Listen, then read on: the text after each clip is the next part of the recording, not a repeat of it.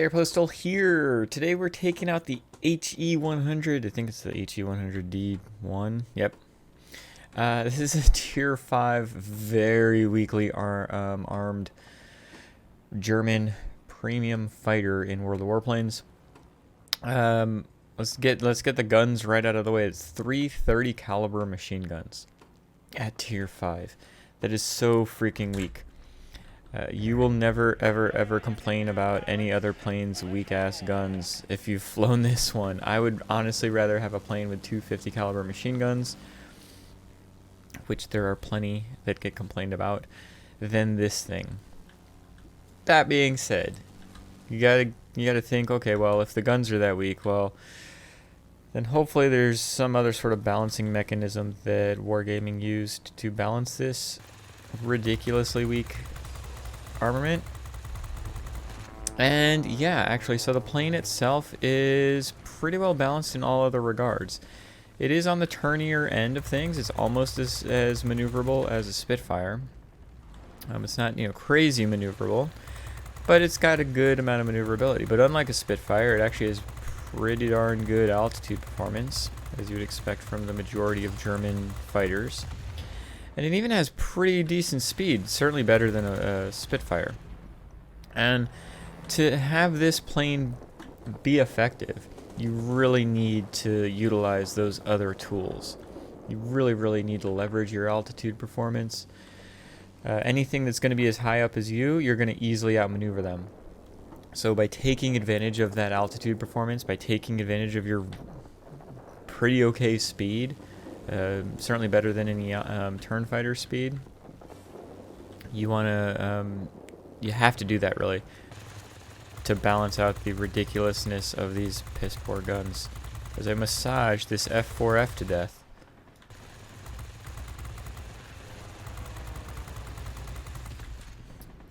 Take that. Now keep in mind, even though we are technically a tourney fighter, we are not, again, we're not as maneuverable as a Spitfire. Certainly not one that's been specialized or anything like that. We are not going to be as tourney as a Zero or probably not even a Bristol. But luckily he's going in a straight line. Problem is, it's still going to take us way too long to actually kill him. Got a Blenheim inbound. We need to send everybody else there. Actually, Blenheim's not really inbound. Something else that's pretty nice about this plane, I'm going to have to go to the center, is it has 8 seconds worth of boost. Let's get this altitude back up here. 8 seconds at Tier 5 is actually pretty significant. There's not a lot of fighters, especially, that have that much boost going on. Let's go ahead and see if we can't drag some pilots into the center here. I can get this heavy fighter, I think. I haven't even reached, gotten out of my comfort zone when it came to altitude, and I'm pretty high up, right? The Key 43 can outmaneuver us. That being said, we are in our altitude range, so I'd like to think that we can utilize that. And we will, so we're going to keep going up. Again, we're going to make him stall out, basically. That's the hope. Maybe, maybe not. Alright, let's use our pneumatic control assist here then.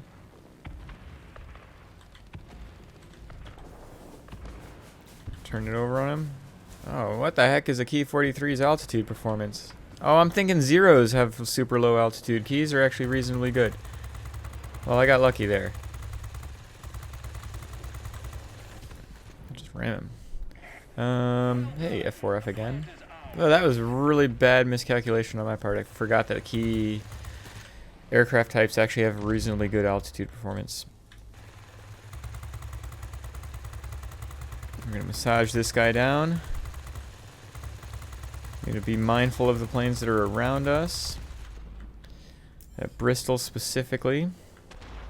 Got an IL-2 below us. So that's actually a human. Use our speed here. Imagine trying to kill a ground attacker with this plane. I could imagine. It sounds painful. Let's go try it. Let me kill these guys first. Because we are still... Oh my gosh, the range of these guns. I forget. 30 caliber machine guns. You know, the range is going to be like 1,500 foot max. What is it, less than 300 meters? Less than 500 meters? I can do maths.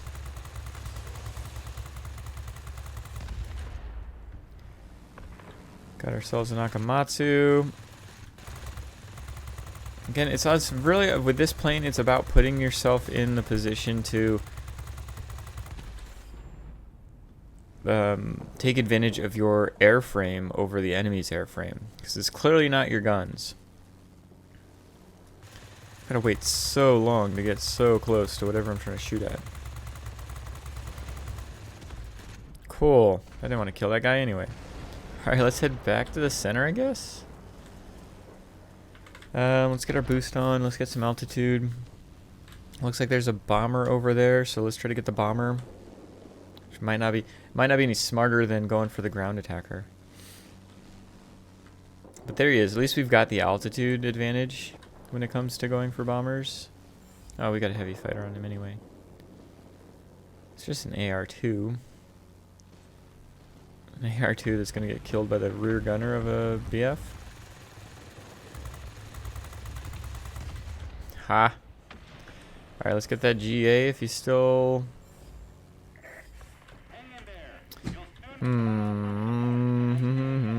We need to get rid of this Bristol. I can't go after that ground attacker, so this is, you know, piloting 101, right? Don't go after the ground attacker if it's just going to get you killed by the Bristol. So let's go ahead and let's try to be a pain. And when I'm going against something like this, although it looks like the F4F's doing some heavy work there. Holy crap, never mind. Oh, he's on fire and everything, so cool. Let's actually move over to this garrison here. We've got a pretty solid setup here. We're gonna win this battle, it looks like. Just kind of putting ourselves where we need to be. AR-197 can probably outmaneuver us. It's a very maneuverable tier 4 multi-role. It's a biplane though, so I mean those things. And he's got more guns than I do. He's got 20mm cannons. I'm actually gonna go ahead and put my pneumatic control assist on here.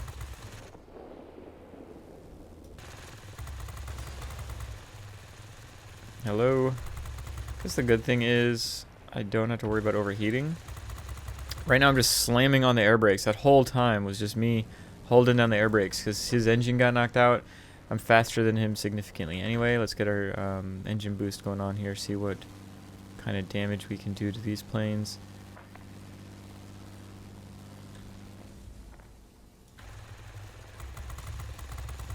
Just trying to get some last second damage here before we win.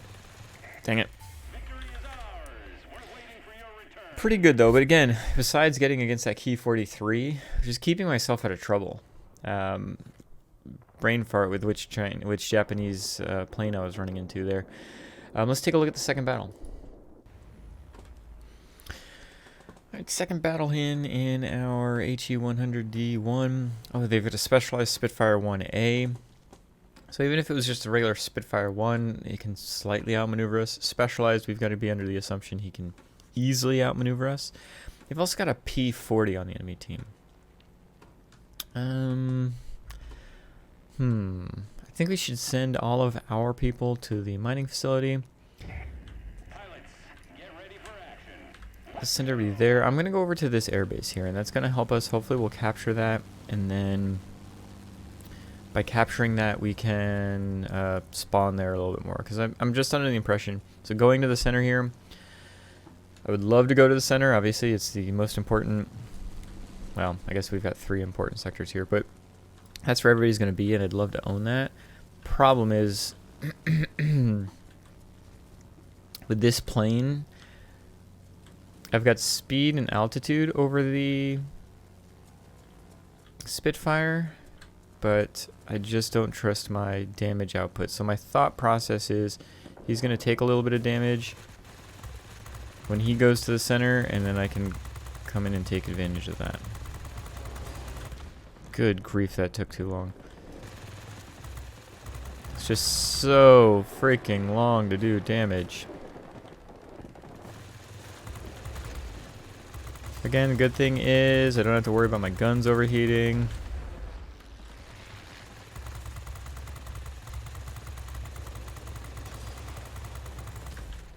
Cool, let's get rid of these. Let's send everybody else there now.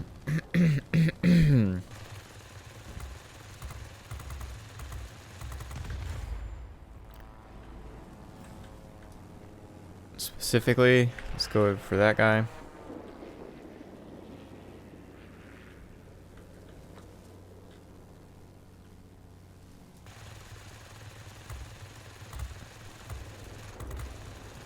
Wherever he went.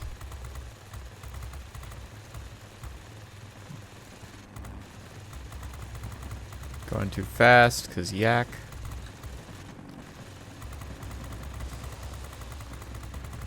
Taking forever to kill it, cause the plane I'm in. Oh shoot. Trixie GA. Has some heavy fighters inbound we definitely need to watch out for.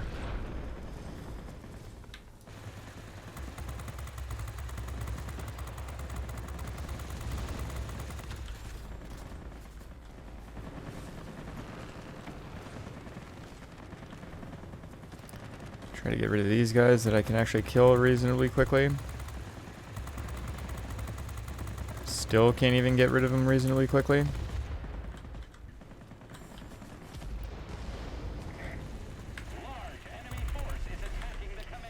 See if I can't pneumatic control assist this. Okay, I'm behind him, so that's definitely a good thing.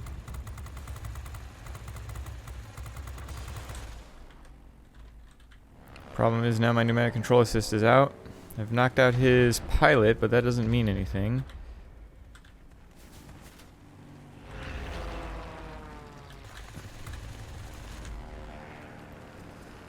I could use some help, people. Or he could not even realize I'm behind him.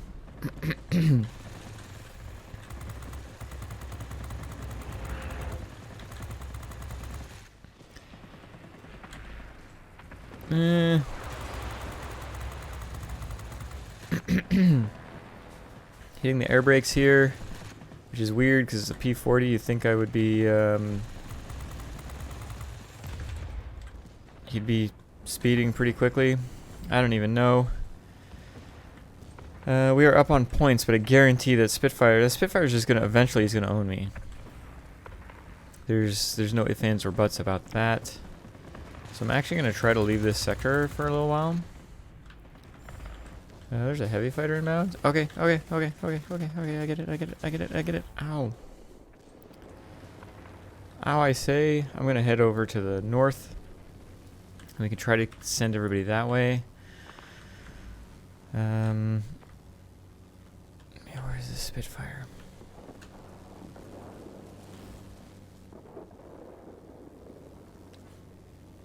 There we go. Wings back in.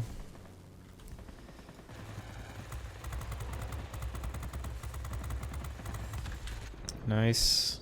Let's go ahead and get this guy knocked out. Doubly nice. Let's go ahead and get this guy knocked out. Do I need to go? Nope. Mining facility. There's nothing up there for me to kill. My bombers are there, but there's nothing that's like, you know, there's no heavy fighters there trying to kill the bombers, so there's no point in me going there. I'm not going to shoot the ground with these piddly-ass guns, right? Nice. Set him on fire. Let's head back to the center to defend. Let's get some altitude. Yeah, they're definitely getting the center there. The enemy has captured the command center. Don't let them gain a foothold. What can we do?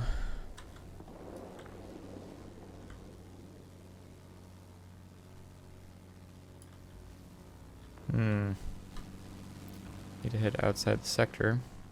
Because that guy.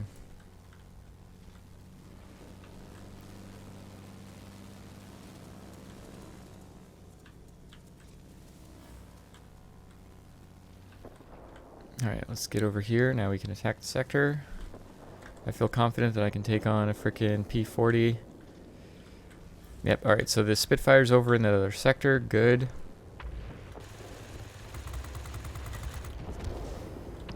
Let's see what we can do here. Actually need to hit the air brakes again. Going too fast.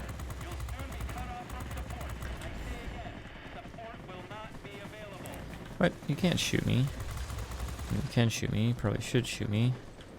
My wing keeps getting knocked out. Same wing, too.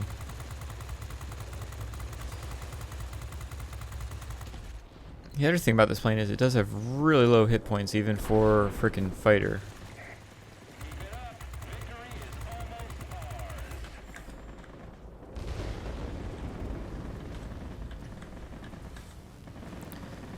Let's go ahead and see what we can do here.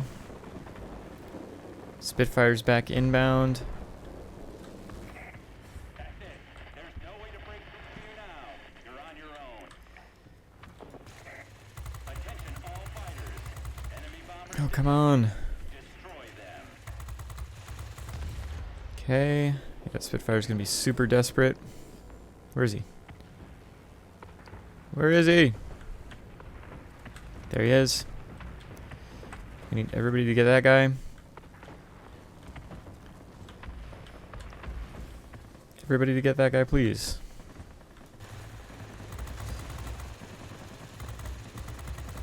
Perfect. Whew. Okay, but we're still going to be behind because everything. I think we've lost this. I think we've actually lost this. Just don't have... They've got both. We never got that mining facility. And there's nothing that you can do in a fighter to get a mining facility except kill airplanes in that sector, right? And just don't have that ability. Well, we lost this game. This sucks. That really sucks. But it is what it is. It's the joys of being in a fighter. Your influence can only go so far. If you don't have anybody that's actually flipping things like mining facilities, then, yeah. But, again, let's you see what you can do in battles where you might not necessarily have the advantage. How you can try to take advantage of the situation rather than just one-on-one engagements. Even though we came out on top in both of our engagements. Let's head back. First battle there, was able to get 14 kills, 4 sectors captured, just kind of bouncing around as needed to where we needed to be. Didn't have a lot of competition there. Luckily, it was just the IL-2 on the enemy team. And I guess at 9:40 on a Friday morning isn't overly populated on North American server, but this is the time I got. So yeah, I got to do what I got to do. Quintessential what you need to do in an HE-100 is avoid the situations where you're going to be ganged up on and take advantage of your overall airframe. All right, so for the second battle, we were able to get 18 kills, 3 sectors captured. And none of those mining facilities, so losing out there. But it just is what it is kind of situation. It would have been cool if our F4F could have done some, mining facility capturing, but c'est la vie. Their top 2 people were doing what they needed to do to win. Just eventually you're going to be that kind of pilot where it's like it's you versus everybody. And this is one of those situations. Just not able to get the mining facilities, which really needed to be taken care of. But that's not unique to this plane. That's unique to every fighter. You're going to have those kind of situations. The only time you're going to be able to capture a mining facility when you're in a fighter is really going to be if you're killing enemy aircraft in that sector. Typically heavy fighters or fighters and multi-roles that are trying to kill your ground attackers and bombers. If those aren't there, you're certainly not going to do anything at the mining facility. The HE-100D-1, it is universally known to be a weak aircraft specifically because of the guns. That being said, would I recommend getting it just because I like flying it? No, this is not a plane for everybody. I won this plane, was lucky enough to win it in a, well, I say lucky, to win it in a crate, but it's not my, go-to tier 5 fighter by any means. The guns can be really, really frustrating, right? If you had a decent amount of guns on it, nothing overpowered, but just mediocre, this plane would actually be really, really good. 50 caliber machine guns would have had significantly more range, an extra 100 meters or so, which is a lot when you're at this tier. That makes a big difference, because with these 30 caliber machine guns, it's 1,400 feet is the range. That's really, really short. And you've got 3 of these machine guns. They're just not putting out the damage that you want to have done. They're doing 90 damage per second. Super short range, 90 damage per second. It's a really bad combination at this tier. That's why this plane is universally made fun of. That being said, if you've got this plane, if this is a plane that you won and it's like your 1 tier 5 premium, or you just want to fly it because it's a plane that you own and you don't have a lot of premiums, and so you're trying to get your dailies with them, or get your doubles or triples, just get some extra credits, and you want to fly this plane, it's not a bad plane in that regard, other than you need to be really mindful of what's going on. Your maneuverability, pretty good. You are a maneuverable plane. You are the fastest and highest altitude maneuverable plane. That being said, the other maneuverable planes are going to be slightly more maneuverable than you. The Spitfires, the Key 43s, probably. I should probably check this. Yeah, Key 43 significantly. What the heck? A6M2s, they're going to be significantly more maneuverable than you. Spitfire's basically on par, but they're going to be slightly ahead. And keep in mind, my Spitfire that I'm looking at has no equipment or anything. So Spitfire is going to be more maneuverable than you. Those are the majority of the planes you're going to be running into. You'll see boomerangs just because that's what the air defense aircraft are. You're right on par with a boomerang, it looks like here. And all those planes are, Yak 1 for that matter. It's going to be more maneuverable than you. All those planes have more maneuverability. Yeah, you've got more altitude and more airspeed, but your niche is going to be leaning a little bit more into maneuverability. On top of that, with your super short gun range, that tends to benefits a more maneuverable plane rather than a boom and zoom plane. You're not going to have your guns on target long enough if you take boom and zoom tactics to actually do any kind of damage. You saw me, how many times was I mentioning that I was hitting the air brakes so that I could slow down, so that I could try to stick behind something, so I could take the 5, 10, 15 seconds to kill it. Those kind of situations happen quite a bit in this plane. So what you want to do is use your airspeed, get from sector to sector, use your altitude performance as the biggest advantage, even more than airspeed. What do I mean by that? So prime example would be in this second battle against that Spitfire. The 2 times that I attacked him, I was up high and I dove down on him. He was already engaged with a different aircraft. Pilots, even you are typically paying attention to everything that's around you horizontally. Rarely are we looking up. Sometimes we are looking down just because of the angle that the camera in the game is. You've got more thought process in that horizontal and slightly down. Directly above isn't really a thought process. If you're looking at the map, that might come to your mind. But my thought process when I'm in a plane like this is I'm going to be as high as I can be comfortably, basically the highest white altitude before I get into yellow altitude. That's my happy zone, I guess you can say, when it comes to optimum altitude. And from there, I can make decisions. I can dive down. I can really lean in on that speed. If I dive down, I can get away from somebody that might be chasing me, get to a different sector quickly, or in those engagements versus the Spitfire, I can completely dictate the engagement so that I'm able to start getting shots and do 3 seconds worth of damage before he even realizes he's in trouble. I might not kill him because 90 damage a second isn't necessarily going to kill him, but it does give me the opportunity to have the upper hand, and I would really recommend leaning in on your altitude performance in a plane like this. It goes for a lot of other planes as well, but specific to this plane, your altitude performance is really what's going to allow you to excel and certainly give you an advantage when you're going against things like Spitfires. It's also good practice to have when you're going against things BF-109s, P-40s, and P-51s, those MiG-3s, and not that you'll run into a lot of I-210s, but I-210s, things of that nature. Utilize your altitude performance against those altitude fighters. You're going to be the more maneuverable of the 2 planes, and so you can dictate those engagements to a reasonable extent as well. Keep in mind, most of those planes are going to be a little bit faster than you and can certainly hit a lot harder than you. Even a frickin' I-210, which is known for how crappy gun it has. At least it's got 223mm cannons, not 330 caliber machine guns. That's my assessment of this particular plane. This is my first 2 battles of the day. It is now 10 a.m. Yay. And again, the airframe itself, I quite enjoy it. I like the ability to have some decent speed, pretty good altitude performance, and pretty good maneuverability. It's not the greatest at any one of those things, but it's above average across the board on all three of them. Balanced out by its ridiculously low health pool and its ridiculously low damage output. And if you can learn patience, Grasshopper, you can have an impact with this plane.